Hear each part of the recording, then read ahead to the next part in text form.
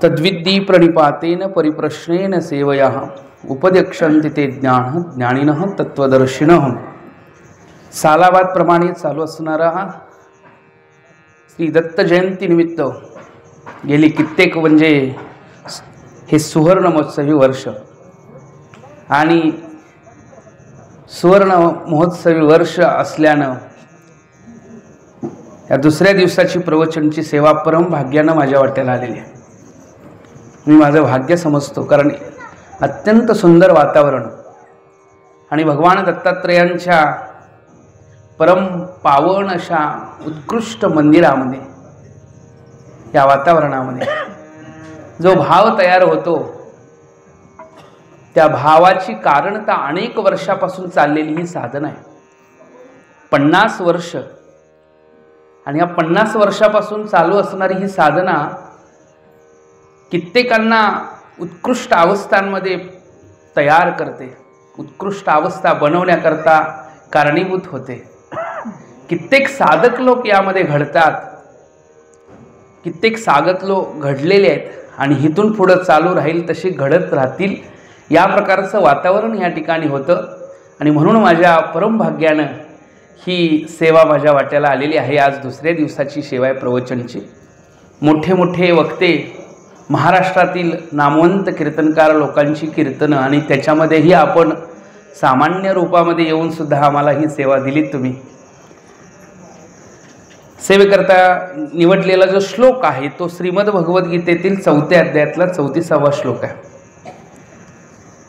अर्जुनाला भगवान परमात्मा तत्वज्ञानाचं प्रतिपादन करतात आणि 4थ्या अध्यायामध्ये ह्या श्लोकाचं चिंतन सांगताना ज्ञानप्राप्तीची साधनता सांगतात। ज्ञानरूपता प्राप्त करण्याची साधनता ती कोणाकडे प्राप्त होईल आणि कशा पद्धतीने त्यांची सेवा करावी, त्यांच्याकडे शरण जावं, त्यांची प्रणिपातता करावी, हा भाव या ठिकाणी व्यक्त केलेला आहे। ज्ञान प्राप्त करणं गरजेचं आहे आणि ज्ञानाशिवाय अन्य कोणत्याच साधनांनी अर्जुनाचा मोह निवृत्त होऊ शकत नाही। कारण अर्जुनाने सांगितलेलंच आहे की देवा माझा हा मोह निवृत्त होणारी ही साधनता या जगामध्ये कुठलीच दिसत नाही आत्ता तरी। नहि प्रपश्यामि ममापनुद्यात् यशोकमुषो षण्मिन्द्रियाणाम् अवाप्य भूमा वसपत्नमृद्धम राज्यम सुराणामपि चाधिपत्यम। म्हणले सुरांचं राज्य म्हणजे देवादिकांचं राज्य जरी भेटलं तरीही माझा हा शोक निवृत्त होऊ शकत नाहीये। मग पृथ्वीचं राज्य मिळेल यामुळे निवृत्त होईल असं काय म्हणता येईल? स्वर्गाचं राज्य जरी भेटलं तरी माझा शोक निवृत्त होण्याची शक्यता मला दिसत नाही। नाही प्रपश्यामि, मी बघू शकत नाही, कारण भ्रमतीवच मे मनः, माझं मन भ्रमित झाले। त्यामुळं हिथं जे प्राप्त करून घ्यायचं आहे अर्जुनाला आणि काय दिलं पाहिजे हे देवाला माहिती आहे की याला कोणत्या दुसरी गोष्ट देऊन इथं ह्याची शोक मोहता निवृत्त होणार नाही, तर ह्याला ज्ञानच द्यायला पाहिजे। काय द्यायला पाहिजे? ज्ञान। म्हणून अर्जुन ही देवाला म्हणतोय शिष्यस्त्वहम शादी मानतोम प्रपन्नम, शिष्य बनतो मी तुझा शिष्य आहे। शिष्यस्त्वहम, अहम त्वे शिष्य, तुझा मी शिष्य आहे आणि शादी मानतोम प्रपन्नम, मला ज्ञान दे। ही जिज्ञासू वृत्तीत आहे बरं का, कारण जिज्ञासू वृत्ती तर तयार झाल्याशिवाय म्हणजे विषयी पामर, जिज्ञासू आणि मुक्त याच्यामध्ये पामर काय इकडं प्रवृत्तीची ज्ञान मिळावं ह्या अपेक्षित काय नसतो। विषयी असतो ते पण ते ज्ञान लौकिकातलं किंवा स्वर्गिक ज्ञान प्राप्त व्हावं, स्वर्गाची रूपता मिळावी याच्याकरता विषयीचं काम तो यज्ञादिक क्रियाही करतो। वेदाधारे बोलती केवळ कर्म प्रतिष्ठिती परी कर्मफळी आसक्ती धरुनिया, माऊली वर्णन करतात। मग याच्या व्यतिरिक्त दुसरं कुठलं सुख नाही असं त्यांना वाटतं। वेदाधारे बोलिती केवळ कर्म प्रतिष्ठिती परी कर्मफळी आसक्ती धरुनिया, म्हणती संसारी जन्मीजे यज्ञादिक कर्म कीजे, मग स्वर्गसुख भोगीजे मनोहर, येत हे वाचोनी काही अनेक सर्वता रम्यची नाही। हे वाचोनी काही आणि अनेक सर्व सुखचे नाही, ऐशे अर्जुना बोलती पाही, असे अर्जुना हे बोलतात ते मग स्वर्गाची अभिलाषा करून जे त्या ठिकाणचे यज्ञादिक क्रिया करतात नाही का, मग यज्ञादी क्रिया करायला काय हरकत नाही, पण निष्काम कर्मतेने, कारण विधी करायलाच पाहिजे, वेदांचं चिंतन आपण मान्य करायला पाहिजे. श्रुतीत्रयाते जाणून शतवर यज्ञ करून 100 अधिक यज्ञ करायला काय हरकत नाही. पण निरपेक्षपणाची यज्ञक्रिया ही काय करते? निरपेक्षपणाचा जेव्हा परमार्थिक चिंतन हे काय होतं, त्यामुळं ईश्वर कृपा होते. कोणती कृपा होते? ईश्वर कृपा होते. पण सकामतेनं केलेलं मिळत नाही कर्माचं फळ असं नाही, मिळतं, पण त्यामुळं नित्य मोक्ष प्राप्त होत नाही, नित्य सुखाची अनुभूती येत नाही, मनातला निर्मळ नावा रूपता प्राप्त होईलच म्हणता येत नाही, कारण सकामता आहे, कामना आहे, अभिलाषा आहे. म्हणून जे अभिलाषा धारण करून कर्म करतात त्यांना फळही मिळतं, काय हरकत नाही, स्वर्गाधिक फळ मिळतं, सामान्य पण नाही. 100 अधिक यज्ञ केली तरी श्रुतीत्रयाते जाणून शतवर यज्ञ करून आणि यजल्या माती चुकून स्वर्गावरती मला चुकतात आणि स्वर्गाची अभिलाषा करतात. मग त्या स्वर्गाची प्राप्ती करणारे जे विषयी लोक आहेत, विषयी म्हणतात त्यांना, बरं का. मग एक असतो पामर, दुसरा विषयी, तिसरा आहे जिज्ञासून, चौथा आहे मुक्त. मुक्ताला ज्ञानाची अपेक्षा आहे का? तर तो ज्ञानातीत झालेला आहे, ज्ञानाज्ञानातीत आहे, त्यामुळे मुक्ताला ज्ञानाची अपेक्षा नाही आहे. मग ज्ञान प्राप्त व्हावं असं कुणाला वाटतं? नाही का? थोडंसं कळालं पण परिपूर्ण कळालं नाही, बरं का. काय शब्द आहे बघा, थोडंसं कळालं पण परिपूर्ण कळालेलं, त्याला म्हणतात संदिग्ध प्रयोजन. संदिग्ध युक्त असावं साध्य आणि प्रयोजनयुक्त साध्य असावं. या महाराज पुढे संदिग्धयुक्त साध्य असावं आणि प्रयोजनयुक्त साध्य असावं, त्यावेळी जिज्ञासा तयार होते. जिज्ञासेकरता संदिग्ध साध्य आणि प्रयोजनयुक्त साध्य लागतं. साध्य प्रयोजनयुक्त पाहिजे, काहीतरी प्रयोजन पाहिजे आणि ते यथार्थ कळालेलं नाही असं पाहिजे. दोरी थोडीशी कळाली, इदम शब्दामध्ये कळाली, पण दोरी म्हणून कळाली नाही, म्हणजे संदिग्ध आहे, बरोबर ना. संदिग्ध आहे पण प्रयोजनयुक्त आहे, कळणं गरजेचं आहे. नाही कळेल या रामकृष्ण पुढे एक सर महाराज, दोघे पण महाराज आहेत. या संदिग्धयुक्त आणि प्रयोजनयुक्त दोन्ही रूपात आहेत. संदिग्ध साध्य पाहिजे आणि प्रयोजनयुक्त साध्य पाहिजे, तेव्हा जिज्ञासा होते. जिज्ञासा म्हणजे ज्ञातुम इच्छा, जाणण्याची इच्छा करणं, जाणण्याची इच्छा झाली आहे मला असा म्हणणारा जो असतो तो जिज्ञासू, त्यालाच मोक्ष. जसं की पातुम इच्छा पिपासा, भोगतुम इच्छा बुभुक्षा, खाण्याची इच्छा आहे, ज्ञातुम इच्छा जिज्ञासा, तसं मोक्षतुम इच्छा मुमुक्षा, आणि मुमुक्षा ज्याच्यामध्ये आहे तो मुमुक्षू, जिज्ञासा ज्याच्यामध्ये आहे तो जिज्ञासू. असा जिज्ञासू वृत्तीचा व्यक्ती आहे. जगातल्या कोणत्याही सुखामध्ये त्याची प्रवृत्तता नाही, कारण त्याला जगातल्या नित्यानित्याचा विवेक झालेला आहे. त्यामुळे जगातल्या कोणत्याही आलंबनाला तो, व्यवहारातल्या म्हणजे आलंबनाला म्हणजे अभिलाषित वस्तूंना तो भुलत नाहीये. मग कोणत्याही अवस्थेमध्ये आकाशवर पडो पाहे, ब्रह्मगोळ भंगा जाई, वड वानळ त्रिभुवन खाई, परी तुझीच वाट पाहि न गा विठोबा. अशा अवस्थेमध्ये त्याचा व्यवहार आहे. म्हणजे जिज्ञासू वृत्तीत आहे की त्याला ज्ञानच पाहिजे. माझी जी अपेक्षा आहे, मग इच्छित जे आपुले पुढे सांगितलं जाईल, जे अभिलाषित वस्तूत आहे, नाही का, अभिलषित मनोरची पूर्विता तो. ज्ञानोबराजी म्हणतात ना, अभिलषित मनोरची पूर्वितात. हा जो ग्रंथ आहे, हे शास्त्र जे आहे, तुमची अभिलषित मनोरुची काय आहे, तर शास्त्रा ज्ञान संबंधी अभिलषित मनोरुची जी आहे त्याची पूर्णता करण्याकरता समर्थ आहे. कारण हे आत्मज्ञान शास्त्र आहे. हे कसलं शास्त्र आहे? हे अध्यात्मज्ञानी शास्त्र आहे. आणि अध्यात्मशास्त्री ही अंतरंगूची अधिकारी आहे. अध्यात्मशास्त्र हे स्पष्ट रूपात बोललेले आहेत. अध्यात्मशास्त्री ही अंतरंगूची अधिकारी आहे. ही विवेकवल्लीची लावणी आहे. इथं शास्त्रामध्ये जो बोध होणार आहे, ज्ञानेश्वरी असेल, भगवद्गीता असेल, यामध्ये विवेकवल्लीची लावणी केलेली. इथं विवेकवल्लीची लावणी म्हणजे नुकती झाडं नाहीत म्हणले, विवेकवल्लीची झाड आहेत. विवेकरूपतेची प्रतिपादितता ह्या शास्त्रामध्ये आपल्याला प्रतितीला येईल. हे असं शास्त्र आहे, हे ज्ञानशास्त्र आहे. ह्यामध्ये ज्ञान हे आहे, कर्मही आहे, भक्ती आहे, पण प्रधानत्वेनं अध्यात्मशास्त्री ही अंतरंगोची अधिकारी. प्रधानत्वेनं बघायला गेलं तर ज्ञानादेव तो कैवल्यमय. आणि मग अभिलाषित अर्जुनाची स्थिती बघा, म्हणजे कळेल की अर्जुनाला नेमकं काय अपेक्षित आहे. अर्जुन म्हणतोय भ्रमतीवच मे मनः, माझं मन भ्रमित झालेलं आहे.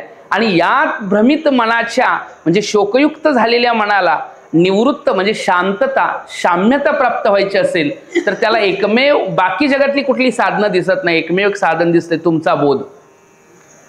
नाही प्रपश्यामी ममापनुद्यात, मग सांगितलं की मी बघू शकत नाही या जगामध्ये.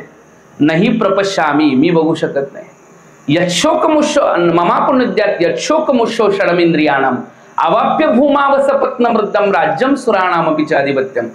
राज्य सुरांचं जरी मिळालं आणि जगातलं राज्य जरी मिळालं तरी माझा शोक काही निवृत्त होऊ शकत. याच्याकरता तुमचा बोध. शिष्यस्त्वेहम शादीमांतम प्रपन्नम, मी तुझा शिष्य आहे, मला बोध करा.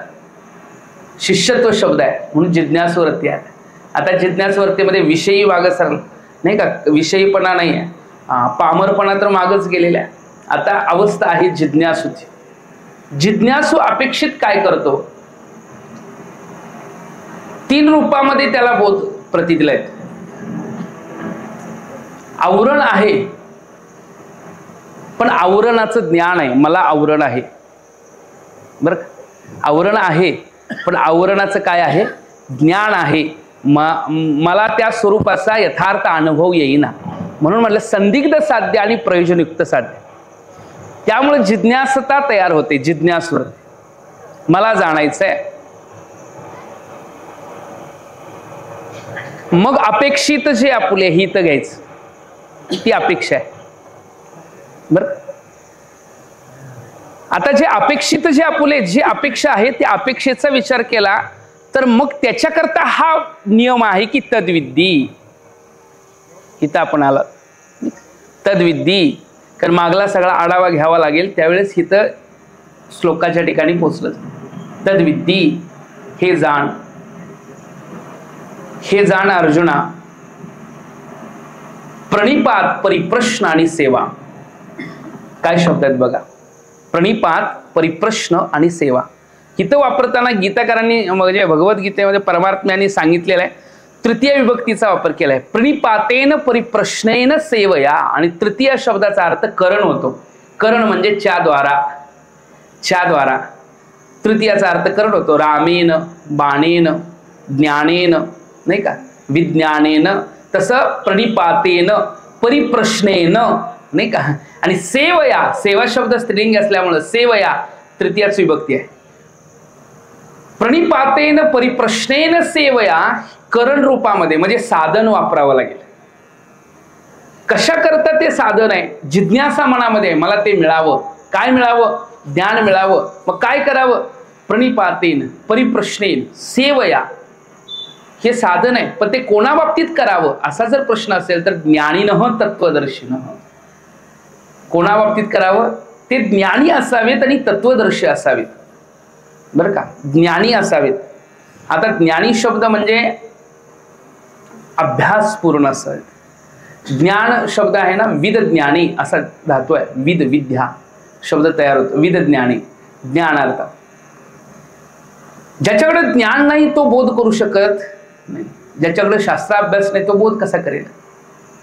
अनुभव आले अंगात ते या जगात येत असे. मग ज्ञानीनं कशा करता गरजेचं आहे, 3 गोष्टी समजून जायच्या. एक आहे प्रमाण, एक शास्त्र, दुसरा युक्ती, तिसरा अनुभव.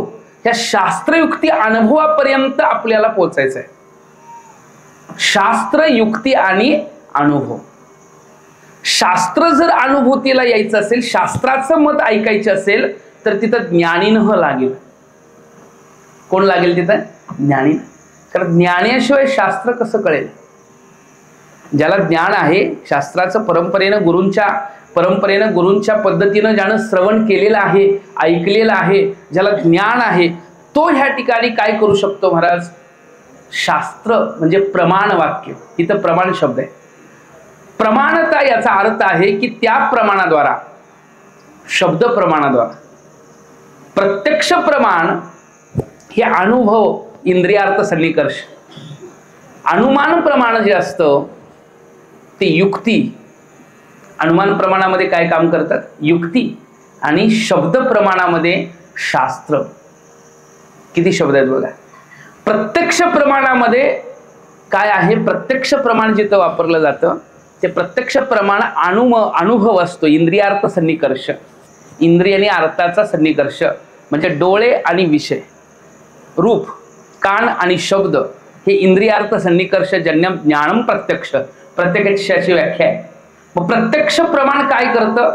विषयांची अनुभूती तिथपर्यंत पोहोच. विषय अनुभव. जर प्रत्यक्षाने एखादी गोष्ट सिद्ध होत नाही त्यावेळी अनुमान करावं लागतं. त्याला श्लोकच आलेला आहे. सामान्यतो दृष्टात अतींद्रियाणाम प्रतितिर अनुमानात. एखादी गोष्ट सामान्य रूपत्वेनं प्रतितीला येत असेल, डोळ्यांनी बघितलं तर ती आहे, कानांनी ऐकली तर ती आहे की नाही, हाताने स्पर्श केला तर ती आहे. आपण इंद्रियार्थ सन्निकर्ष जन्यम ज्ञानम प्रत्यक्षम. प्रत्यक्षानं असणाऱ्या गोष्टींना आपण सिद्ध मानतो. म्हणजे कसं आहे? डोळ्यांनी बघितलं तर आहे म्हणणार, नाहीतर नाही म्हणणार, नाही का? कानाने ऐकलं तर आहे म्हणणार, नाहीतर नाही म्हणणार. याला म्हणतात प्रत्यक्ष इंद्रियांच्या द्वारा. त्याला मग केवळ तेवढं प्रमाण मानणारे त्याला मग नास्तिक चार्वाकवादी.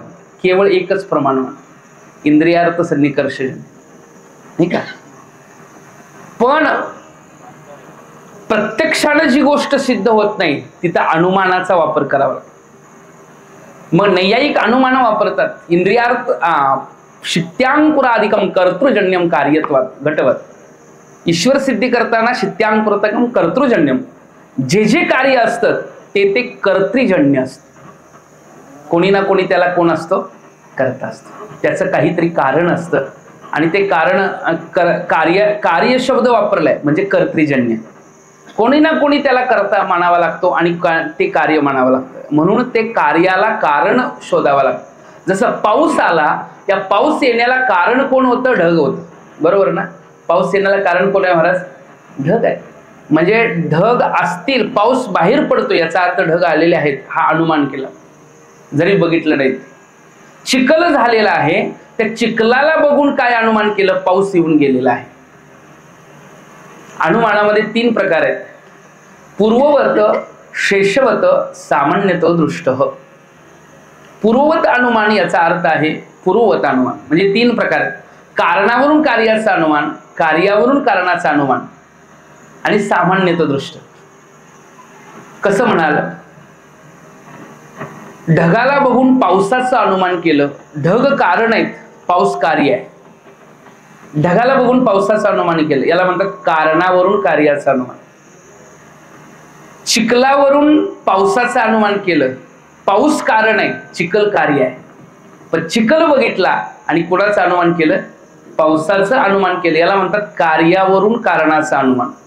आणि सामान्यतो दृष्ट आहे की एक ठिकाणी एक गोष्टीचा अनुमान आपण अनुभव घेतला तर दुसऱ्या ठिकाणी तेच आपण समजणं. जसं की शीतावरून भाताची परीक्षा म्हणतो, नाही का? शीत एकच शीत उचलला तो, नाही का, पकलाय का बघितला, याचा अर्थ काय झाला? प्रत्येक शीत आपल्याला चेक करायची गरज पडत. याचा अर्थ आहे भात परिपूर्ण पकलेला आहे हे सामान्यतो दृष्ट बोध झालेला, अनुभव आले. गणपतपुळ्यामध्ये समुद्राचं पाणी पिलो तर खारट लागलं. मग आता मुंबईमध्ये कसलं लागतंय बघूया असं म्हणून चालेल का? तिथं पण तोच प्रकार असणार आहे. म्हणजे अन्य ठिकाणी वेगळं असलं तर असं नाही. कळालं की समुद्राचं पाणी पिल्यावर खारट लागतं, सामान्यतो दृष्ट अनुमान. याला म्हणतात अनुमानाद्वारे जेव्हा एखादा बोध करून घ्यायचा असेल त्याला युक्ती वापरतो आपण, युक्ती म्हणतो. कारण तिथं व्याप्ती ज्ञानाची गरज आहे, नाही का? यत्र यत्र ध्रुमस तत्र तत्र वन्नीती सहचार्य नियमो व्याप्ती. क्रम बघा कसा आहे. प्रत्यक्ष, अनुमान आणि शब्द. वेदांतशास्त्रामध्ये 6 प्रमाण मानलेत, काय हरकत नाही. पण हे 3 प्रमाण आपल्याला बघत असताना प्रत्यक्ष प्रमाण, अनुमान प्रमाण. अनुमान प्रमाणामध्ये व्याप्ती ज्ञानाचा ग्रह असतो आणि युक्ती असते. अनुमान म्हणजे युक्ती, नाही का? जी गोष्ट सहज समजत नाही त्याला अनुमान करावं लागतं. अनुमानाद्वारे सुद्धा सिद्ध होत नाही त्यावेळी त्याच्याकरता शब्द प्रमाणाचा वापर होतो. म्हणून तिथं वर्णन केले आहे सामान्यतो दृष्टाम अतींद्रियाणाम प्रतितिर अनुमानात तस्मादपिच असिद्धम परोक्ष आगमात सिद्धम. परोक्ष आगमात सिद्धम याचा अर्थ शब्द प्रमाण, शास्त्र प्रमाण, आप्तस्तु यथार्थ वक्ता म्हणजे ब्रह्मज्ञानाकरता कारण असणारं जे प्रमाण आहे त्याला म्हणतात शब्द प्रमाण. कोणाचा बोध आहे? अनुभवयुक्त अंतकरणानं केलेला बोध आहे. अगोदर भूमिका तयार केलेली आहे सगळी.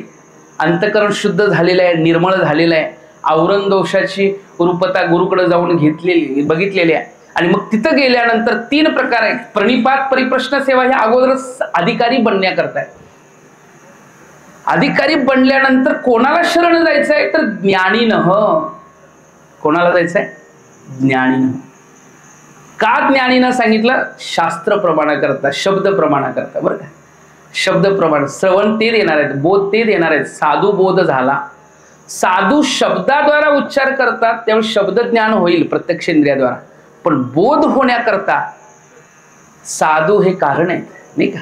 बोध होण्याकरता शब्द ज्ञान नुकतं होणं हे बोधाचं लक्षण आहे का?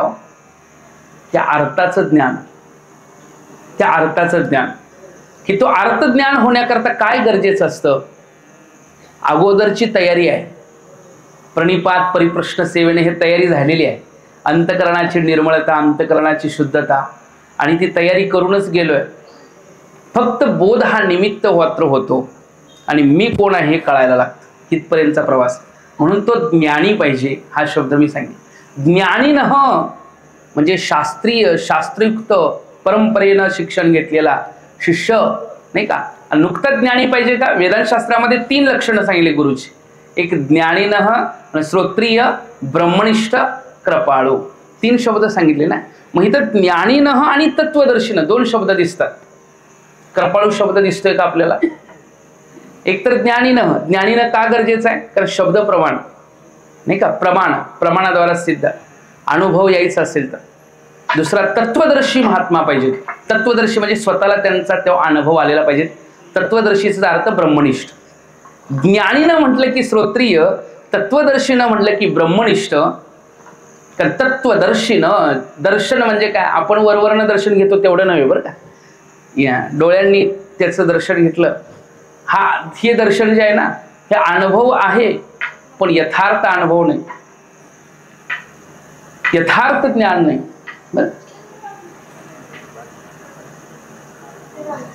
तत्वदर्शीनं हो, तत्वाचं दर्शन घेतलं.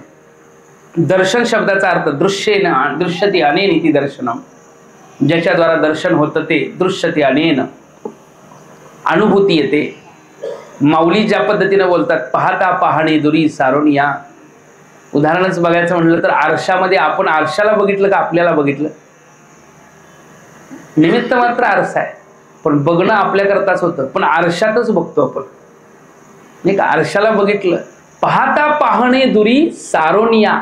फक्त मी कसा आहे एवढं बघायचं होतं. नुसते मुख जैसे देखी जसे दर्पण विसे, वायाची देखणे ऐसे गमलावे.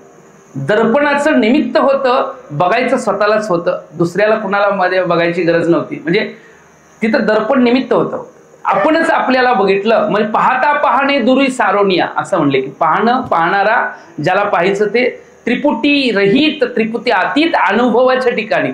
दशमस्तोमसी मध्ये 10वा मी आहे, बरं का? उदाहरण काय आहे सगळ्याला माहिती आहे, म्हणून मी जरा पुढल्या भाषेतनं बोलायला लागलो. 10वा मी आहे, कारण उदाहरण सांगितले की तेवढा वेळ वाया जायला नको, म्हणून मी थोडं थोडं सांगायला. 10 लोक नदीच्या पलीकडे गेलेले, माहिती आहे? 10 मुलं. त्यातला नदीच्या पलीकडे गेल्यानंतर एक जण शोधायला लागले, सापडे ना. 9च लोक भरायला लागली. असे मोजत होते, 1 2 3 4 9 झाले. मग 10वा कुठे गेला? 10वा कुठे गेला? प्रश्न आहे, 10वा कुठे गेला? मग मिळत नाही म्हटल्यावर दुःख आहे. मग रडायला लागल्यानंतर बाजूने जाणारा म्हणतो, का रडायला लागलाय? म्हटले 10वा सापडणं झालाय, बरं का? हरवलाय. हरवला शब्द बघा, मिळत नाही. आहे पण मिळत नाही हा शब्द हरवणे. हरपले आपण पे पावे, नाही का? हरवलेलीच गोष्ट असते पण ती आपल्याला प्रतीला येत नाही, म्हणून हरवला शब्द. हरवलेला मिळत नाही. मग त्यांनी सांगितलं, बघा बघू. त्याच्या समोर जेव्हा गणती झाली त्यावेळी त्याच्या लक्षात आलं की हा स्वतःला मोजत नाही. मग त्याला सांगितलं 10वा सापडला, मला सापडला. मग मला सापडला हे जे म्हणणार आहेत ना, ते गुरु आहेत. मला सापडला हे म्हणणारे कोण आहेत? गुरु आहेत. आता गुरु म्हणतायत बाबा तूच 10वा आहेस, मोजणाऱ्याला काय म्हणतात? तूच 10वा आहेस. पण त्याला पटत नाही. म्हणजे मगाच्यानं तास झाला आम्ही शोधायला लागलो 10व्याला, गणती 100 वेळ झाली असेल पण 10वा मीच आहे कसं काय? म्हणले मोजून बघ.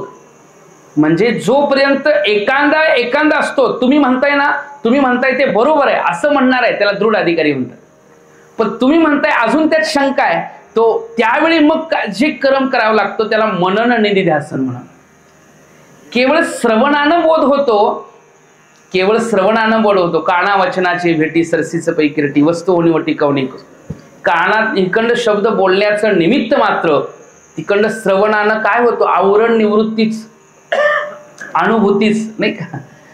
पण जोपर्यंत संशय विपर्य आहे तोपर्यंत मनन आणि निधिध्यासन करावं लागतं. मनन आहे.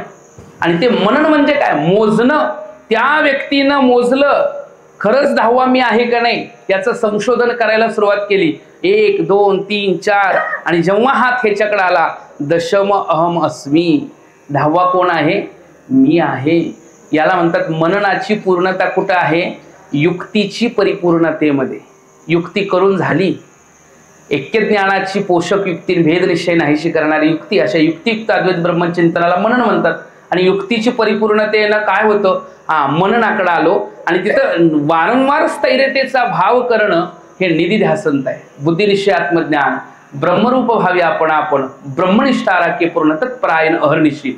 त्यामुळं श्रवण शब्द, त्याच्या या श्रवण शब्द कुठल्या अर्थामध्ये? शास्त्र. मनन शब्द युक्ती आणि निधिध्यासन शब्द अनुभव.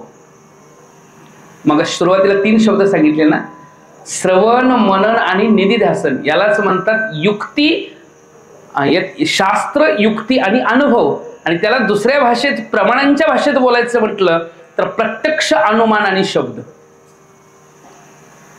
शास्त्र प्रमाणामध्ये बोललं जातं तिथं शब्दाचाच वापर आहे ना. तत्वमसी महावाक्य हे शब्दाचाच वापर आहे ना, म्हणून शब्द प्रमाण. शब्द प्रमाणावर संशय असेल तर युक्ती प्रमाण, आणि युक्ती प्रमाणावर संशय असेल, नाही का, मग अनुभवाला प्रयत्न करावा लागेल. युक्तीवर संशय नसतो, युक्तीच्या ठिकाणी परिपूर्ण अवस्थेचा अनुभवच आहे.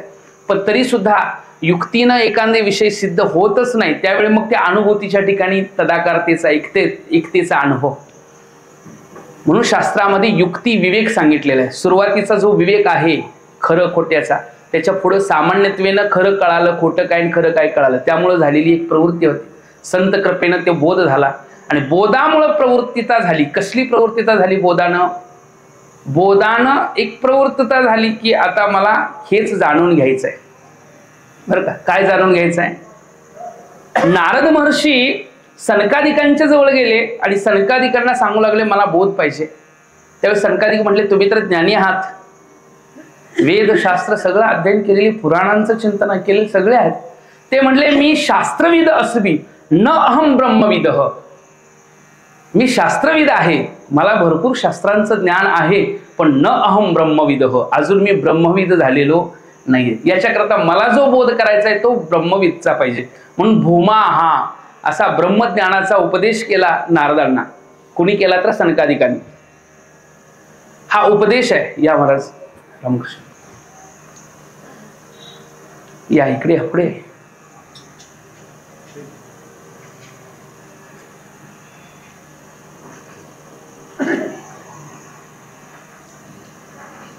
या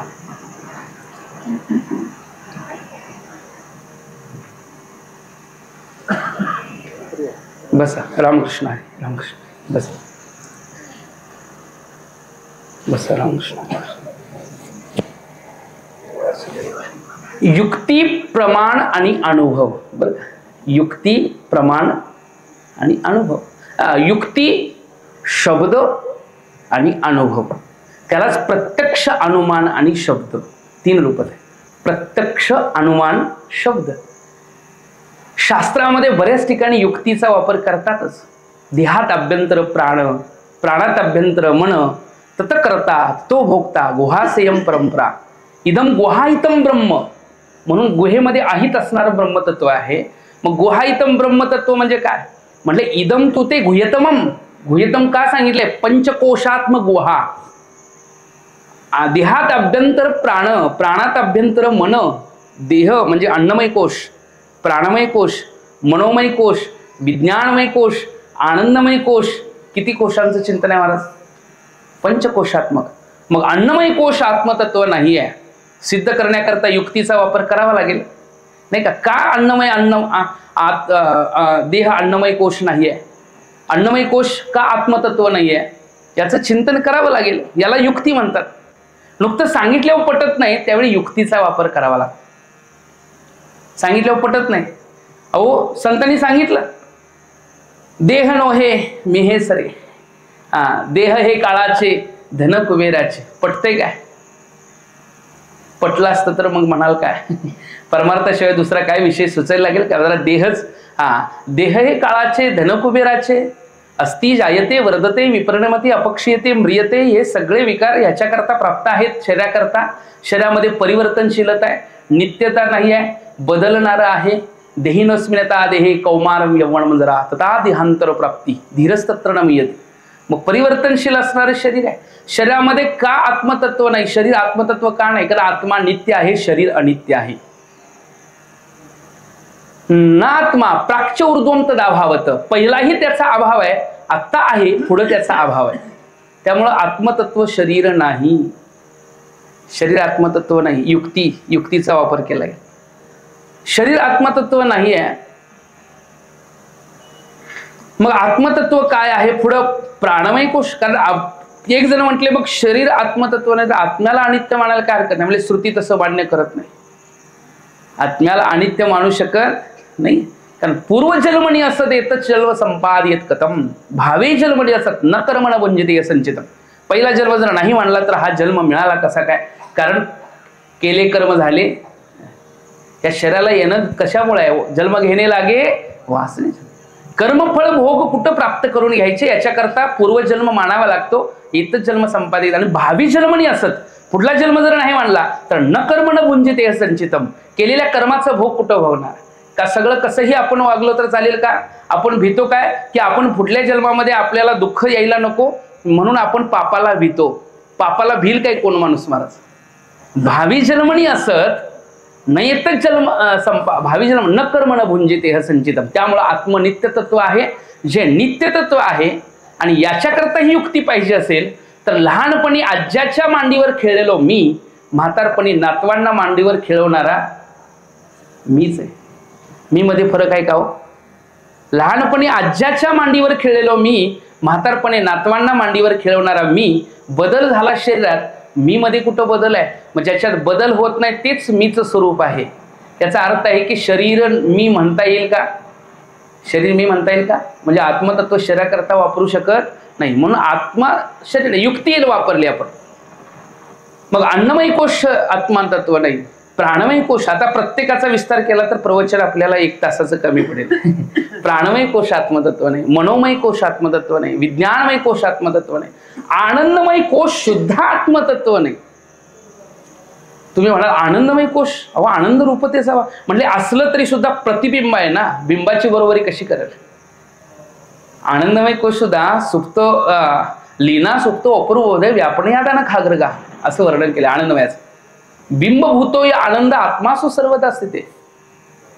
प्रतिबिंब बिंबाची बरोबरी कशी करू शकेल? प्रतिबिंब जे आहे ती बिंबाची बरोबरी करू शकेल का? बिंब बिंब आहे, सूर्याचं बिंब आणि त्याचं प्रतिबिंब. प्रतिबिंबाला गरज आहे कशाची तरी, प्रतिबिंबाची प्रती द्यायला गरज आहे. बिंबाला दुसऱ्या कुठल्याही वस्तूची स्वरूपाची गरज नाही आहे. प्रतिबिंब जे आहे त्याचं ते बिंबाची बरोबरी करू शकत नाही. त्यामुळं आनंदमय कोश आत्मतत्व नाही. त्याच्याही आत पण नाही म्हणजे निवर्तन का सांगावं लागतं? हा विवेक आहे.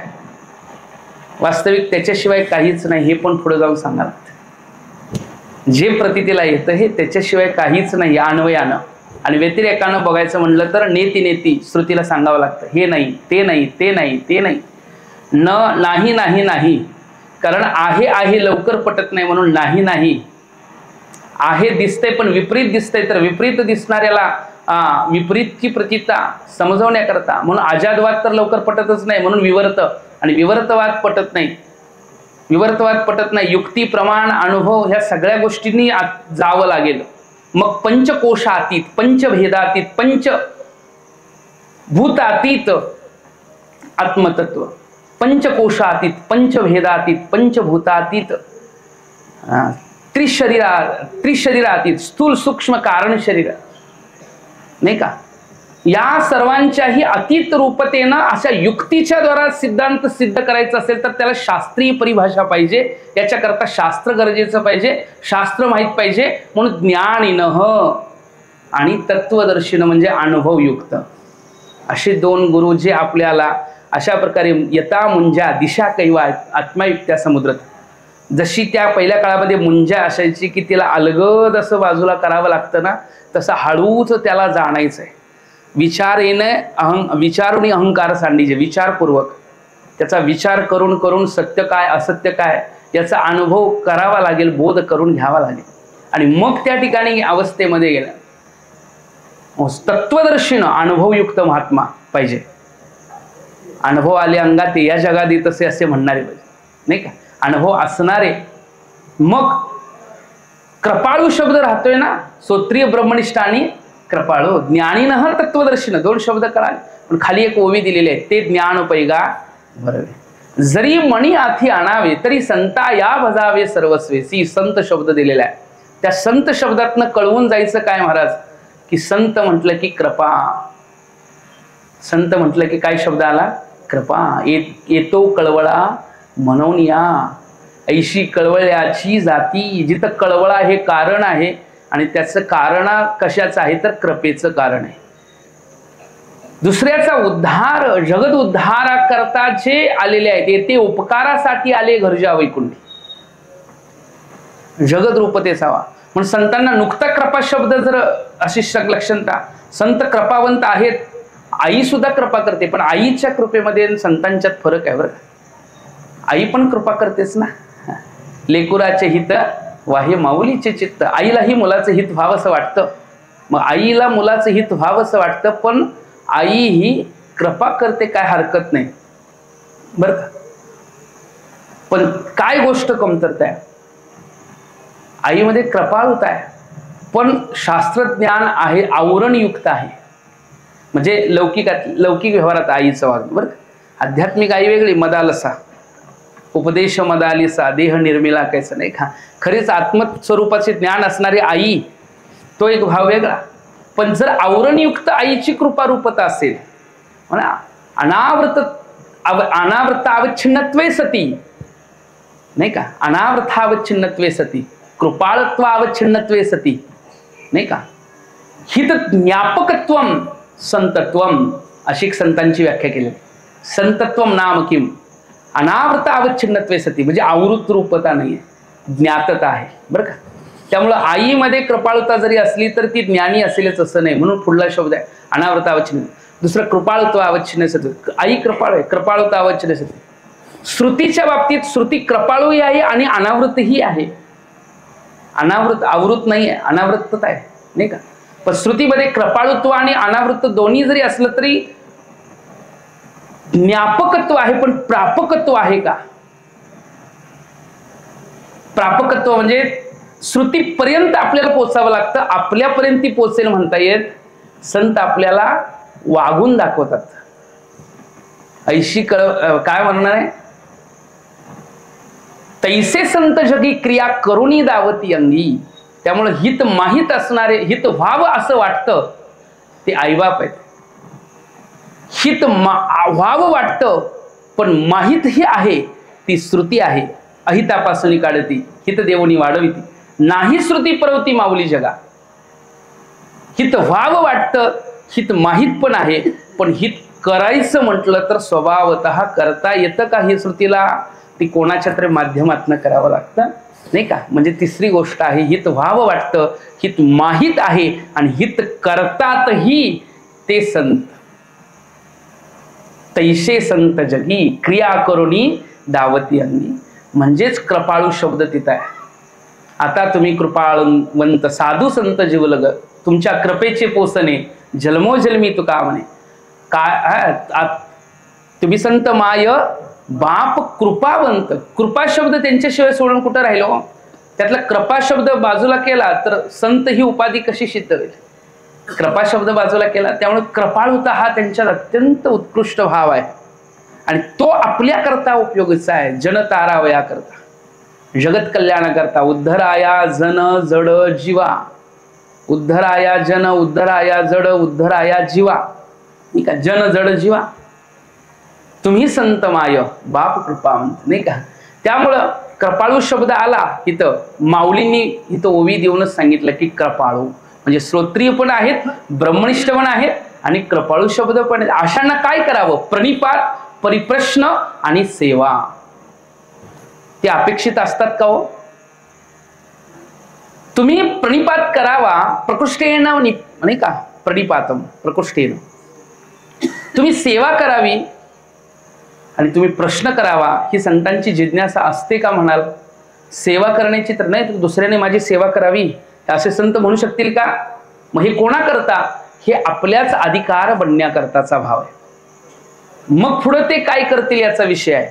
उपदेक्षांती ते ज्ञानम, ते ज्ञानाचा उपदेश करते. ज्ञानीनः तत्वदर्शिनः. कोण आहेत ते सांगितलं. आता कोणाला शरण जावं, कोणाची रूपता ते कळालं, काय करावं आपण त्यांच्या बाबतीत ते कळालं. ते काय करतात हा जर प्रश्न असेल तर उपदेक्षांती ते ज्ञान. उपदेक्षांती म्हणजे काय करतात? उपदेश करतात. कोणत्या ज्ञानाचा? ते ज्ञान. जगात काही ज्ञानांची संख्या कमी नाही. माऊली म्हणतात बहुस्वर्गादी ज्ञानी. एक परमात्माशी जी एक वस्तू असते ते जया दिसे ज्ञानास्तव. इथं परमात्मा तत्व म्हणून जी वस्तू आहे ती ज्या ज्ञानानं प्रतीतीला येते ते एकमेव एक ज्ञान आहे असं वर्णन आहे. हे वाचून ज्ञाने बहुस्वर्गादी ज्ञाने ते अज्ञान ऐसे म्हणे निश्चय केला. तो स्वर्गा जाणे सांडी भविष्य कान जाणे. ज्या अध्यात्म ज्ञानी बुडी सद्भावाची तो मग स्वर्गाची अपेक्षा करत नाही, भविष्यानं कान झाडतो. विषयी पामर याच्याही पुढं गेलेला आहे, जिज्ञासू आहे. बाकी सगळ्यांच्या बाबतीतला भाव त्याचा अंतकरणात नाही आहे. त्यामुळं त्याला अपेक्षित असणारी गोष्ट कोणती पाहिजे? ती ज्ञान रूपातली. उपदेक्षंती ते ज्ञान. ते ज्ञान कोणतं? ते ज्ञान पैगाबरवे. म्हणून ज्ञानेश्वरीमध्ये मागल्या काही ओव्यांचा पुढे संदर्भ येत असतो आणि मागं काही बोललेले असतात तेच पुढेही प्रतीतीला आपल्याला संबंध, त्याला अवतरणिका म्हणतो. अवतरणिका मागल्या विषय. मागं माऊलींनी ह्याच श्लोकाच्या पाठीमागं बोललेले आहेत. काय बोललेले आहेत? कोणतं ज्ञान आहे त्या ज्ञानाचं वर्णन केलेलं आहे, ज्याच्यावर श्लोकच आहे. ते श्लोक कसा आहे बघा. त्या श्लोकाची रूपता अशी आहे की श्रेयान द्रव्य मया यज्ञात ज्ञानयज्ञ परंतप सर्व कर्माखिलम पार्थम ज्ञाने परी समाप्यते. श्रेयान द्रव्य मया यज्ञात ज्ञानयज्ञ परंतप.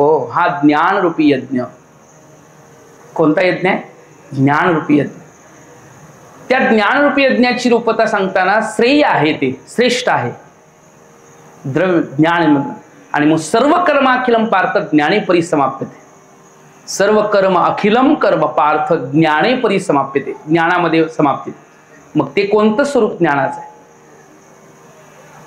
जोपर्यंत कर्मरूपता आहे तोपर्यंत व्यवहार आहे, तोपर्यंत कर्म त्याचं फळ आहे, हे सगळं चालू आहे. पण हे सगळं ज्ञानाच्या अवस्थेमध्ये काय होतं? अभेदामध्ये राहतं. अनुभूतीच्या ठिकाणी आता द्वैत नावाची गोष्ट सिद्ध होत बाधित अनुवर्ती. आणि एकदा बाधित अनुवर्ती झाल्यानंतरचा भाव कसा असतो? ते ज्ञान पैगावर. ज्याच्यामुळे झालं ते ज्ञान, नाही का? ते ज्ञान जे प्रवृत्ती पांगळ झाली. प्रवृत्ती पांगळी झाली मग म्हणावं लागतं पहिली चालत असणार. पांगळी शब्द चालण्या शब्दाच्या विरुद्ध ना. म्हणजे मध्ये प्रवृत्ती पांगळ झाली, तर्काची दिटी गेली, प्रवृत्तीची प्रवृत्ती संपली, नाही का? प्रवृत्ती बरं त्याच्या पुढे जाऊन निवृत्ती ही राहिली का? ज्ञानाचा विषय आहे त्यामुळे प्रवृत्ती शब्द गेली असं म्हणायला लागतं बघ. पण ज्ञानाच्याही पलीकडे जाऊन निवृत्ती शब्दही राहत नाही. निवृत्ती झाली, नाही का? कारण माऊली म्हणतात की प्रवृत्तीतून निवृत्तीत आलेले असे माझे गुरु नाही आहेत, त्यांचं नाव निवृत्ती. ते स्वभावता निवृत्ती शब्द आहे. निर्गत हा वृत्तिर्यस्य सह निवृत्ती. म्हणजे किती श्रेष्ठ भाव ज्ञानोबरायांचा त्यांच्या गुरूंच्यावर आहे बघा. त्यांच्या खरं ज्ञानेश्वरीमध्ये जर खरा अभ्यास करायचा, अनुभव घ्यायचा असला, ज्ञानोबरायांची नम्रता बघून जावी. ज्ञानोबरायांचं दर्शन होतं. नम्रतेच्या वया बघून जाव्या तुम्ही. आणि त्यावेळी नम्रतेच्या ओव्या जेवढ्या बक्षीला त्याच्यामध्ये ज्ञानोबरायांचं दर्शन होतं आपल्याला की किती पराकोटीची नम्रता. मला वाटतं त्याच्यानंतर नम्रता शब्द आणि कोणाकडे बघायला मिळेलच हे सांगता येत. म्हणजे संतांमध्येची नम्रता बघायला मिळते आपल्याला संतत्ववरती, म्हणजे त्याच्या पुढे जाऊन नम्रता कोणाकडे आणि प्रतीतीला येईल हे दाखवता येत नाही. पराकोटीची नम्रता. ज्ञानोबरायांचं जर ज्ञानेश्वरीत बघायचं असलं तर बघायचं गुरूंवरचं प्रेम, अत्यंत गुरुवर्ती भाव, निष्ठा, प्रेम. म्हणून अंबे श्रीमंते निज जनक कल्पलते अज्ञापी माते ग्रंथ निरूपण. सामान्य गुरु नाही तर नमो विशदबोध विदग्धा विद्या रविंद प्रबोधा पराप्रमे प्रमदा विलासिया. विशदबोध विदग्धा, विशद आहे बोध आणि विदग्धा. विशद विशद विस्तारित, म्हणून तिथं विस्तारित करण्याकरता शास्त्र श्रवण पाहिजे श्रोत्रीय शब्दाला. बोध शब्द आहे, याचा अर्थ आहे कृपाळुता. बोध तिथं दिला जातो जिथं मनात कृपा असेल तर बोधाचा भाव तयार होतो.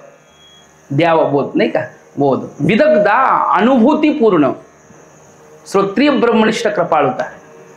विद्यारविंद प्रबोधा पराप्रमेय प्रमदा विलासिया. गुरूंचं वर्णन ऐकून जावं त्यांचं. म्हणून निवृत्ती शब्दाचं रूपत आहे. निर्गत हा वृत्ती, प्रवृत्ती पांगळ झाली, प्रवृत्ती पांगळी झाली, तर्काची दिटी गेली. तर्क नावाची गोष्ट, तर्क तर्क म्हणजे युक्ती. तर्केंते प्रमिते विषय क्रियन्ते इति तर्काहा. प्रमिती विषय क्रियन्ते इति तर्काहा.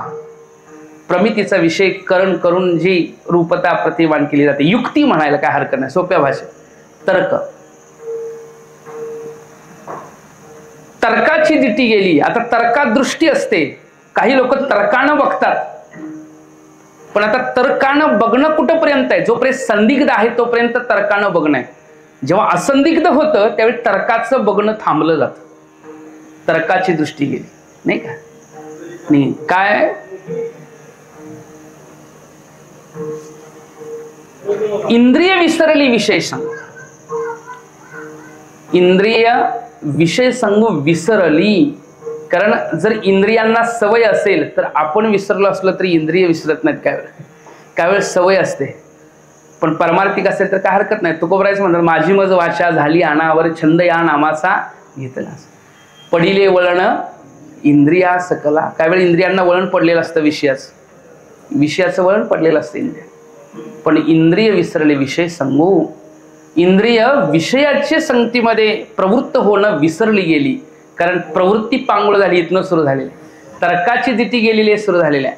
त्यामुळे प्रवृत्ती जिथं नाही आहे त्यामुळे प्रवृत्तीशिवाय इंद्रियांचा व्यवहार होऊ शकत. मनाच्या अभावामध्ये इंद्रियांचा व्यवहार कसा होऊ शकेल महाराज? आता त्यामुळे सवयी जर असतीलच, काही वेळ मन नसलं तरी इंद्रिय काम व्यवहार करत असतीलच तरी सुद्धा आता तिथं तीही अवस्था नाही आहे. इंद्रिय विसरले विषय संगो. मग पुढे अवस्था मनाचे मनपण गेले, हे झालेलं आहे. मनाचे मनपण गेले, बोलाचे बोलके पण ठेले आणि जया माझी सापडले ज्ञेय दिसे. मनाचा मनपणा निवृत्त झाला. मनपणा काय आहे? मनाचा संकल्प विकल्पात्मक भावच निवृत्त झाला.